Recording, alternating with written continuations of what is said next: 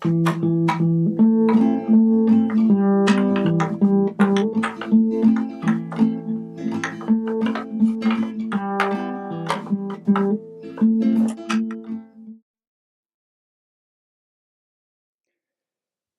had a number of near-death experiences in my life, and this is about one of them, or maybe not. I was 4 years old. We were living in Princeton, New Jersey. I was down in the basement of our small house, 73 Harriet Drive, messing around. As a kid of 4 will mess around. Maybe I was fantasizing about Hopalong Cassidy, one of my heroes. And I had this roll of lifesavers. I remember they were white, probably peppermint or spearmint, with the little hole in the middle, hence lifesaver. I had one in my mouth and I was absent-mindedly sucking on it and thinking about this, thinking about that, and I swallowed the lifesaver and started to choke. Went into a panic, a 4-year-old blind panic, because I couldn't breathe right. Couldn't decide what to do. I went racing upstairs. There was no one in the house. I went racing next door to where my father was helping the Pettits work on their house. I found him and I said, Dad, I swallowed a nail. Oh, they dropped their hammers, they dropped their saws, put me in a car, and they raced me to the Princeton hospital. Dickie has swallowed a nail. Well, once I had this idea out, verbalized, understandable, I couldn't get it back in. I was not George Washington.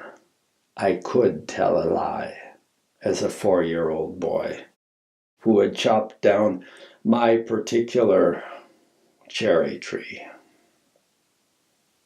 I'd swallowed a lifesaver, but I hadn't. I'd swallowed a nail. They were racing me down the hallway of this hospital. Dad was carrying me. He didn't trust me to walk because I was grievously hurt. I was in the process of possibly dying. I had swallowed a nail. He was carrying me, and I threw up on the floor of the hospital corridor. I vomited. And we stopped. We paused in our panicked run down the hospital corridor, and I peered down into this puddle of vomit on the hospital corridor floor. And among other bits in the pool, I saw the white lifesaver there. So I knew I was out of danger. I could breathe freely again, but I couldn't speak freely, honestly, because I'd gotten this story out. I'd gotten it in motion, and I had to live with the lie once I got it out there. Looking down at this puddle of vomit, no one saw a nail there. They didn't spot the lifesaver because they weren't looking for a lifesaver. They were looking for a nail. Maybe there were other bits of things in that puddle that camouflaged my lifesaver to everyone but me. They didn't see a nail. They hustled me on down the hallway to the x-ray room where they did an x-ray of my chest, my stomach, intestines, my throat, the whole works. $50. That x-ray cost my father. And he didn't have $50 to spare in 1953 or 54.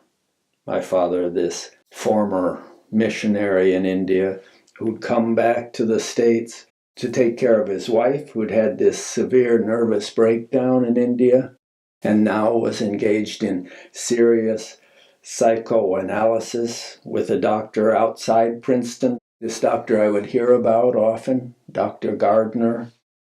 Mom went to see Dr. Gardner 3, 4, 5 times a week.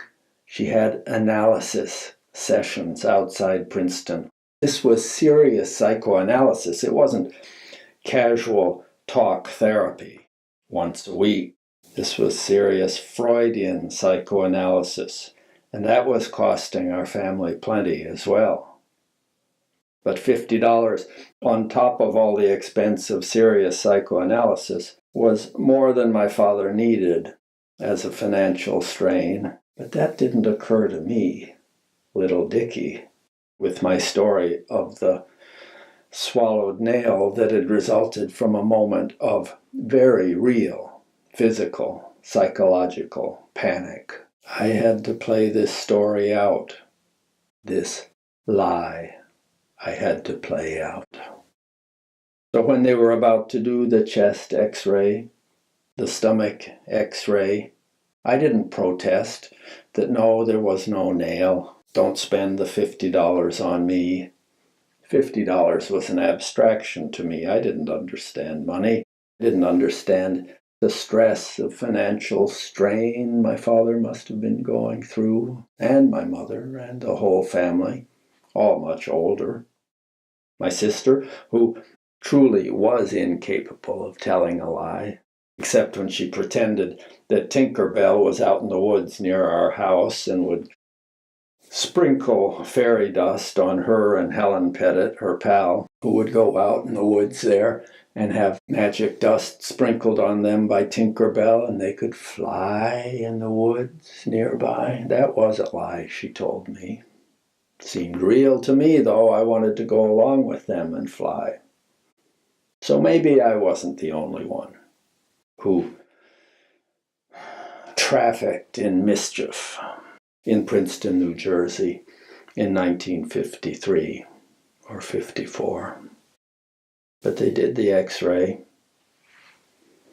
and nothing showed up. X-rays were designed to show objects made of metal. A nail being made of metal would show up clearly in an x-ray. These adults huddled around me knew this. I didn't. They looked at me. They said, "Dickie, did you really swallow a nail?" And I said, "Yes, I did. I swallowed a nail." And they said, after they'd paid the $50, "Well, you seem to be better now. Maybe it's time we went home. We'll talk about this later." And so we did. We all went home to Harriet Drive. Mr. Pettit, my father, and I. And we didn't really talk about it later. Not till much later. Maybe 20 years later. I hadn't forgotten. My mother wasn't in psychoanalysis anymore. I was a grown-up by then, in my mid-20s. My father was making good money in New York City by then. Maybe it was 25 years later. Our family was actually affluent compared to missionaries in India.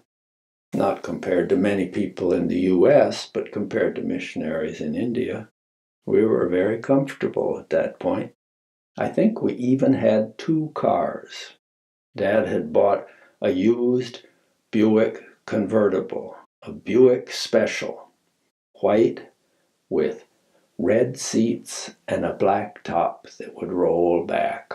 He bought that for Mom on Valentine's Day in 1956, I believe it was, when I was 7 years old and we were living in Ithaca, New York. I hadn't admitted the truth about that nail that I'd swallowed in Princeton yet. But years later, still in Ithaca, I brought up that story on my own. And I said, "You know, Dad, I've been thinking about that nail I swallowed in Princeton." He said, "Yes?" I said, "Well, it wasn't a nail. I did swallow something, but it was a lifesaver candy. And I couldn't admit at the time that it wasn't a nail, but a circular little candy, white, with the hole in the middle, the hole that allowed me to breathe even when I swallowed it and felt like I was choking. I did really feel like I was choking, but I wanted attention and I wanted it quickly. So I said I'd swallowed a nail. I never admitted it then. Now, I thought when I was 26 or 27 or whatever age I was when I brought this story up, that my parents would, at this remove in time, once I had safely grown up, survived childhood, and was on my own, it was my business to take care of myself. By then, they weren't responsible for me anymore.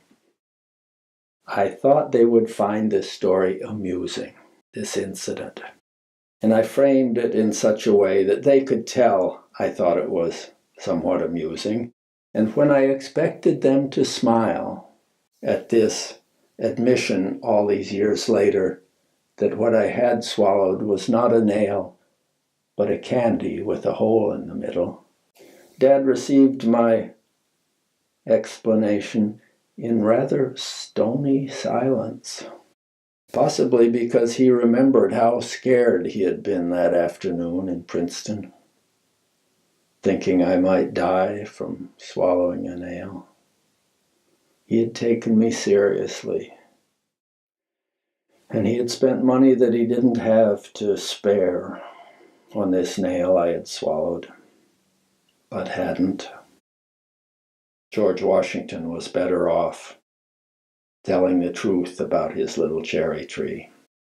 And I would have been better off too. But I wasn't George Washington. I was Dickie Mosier.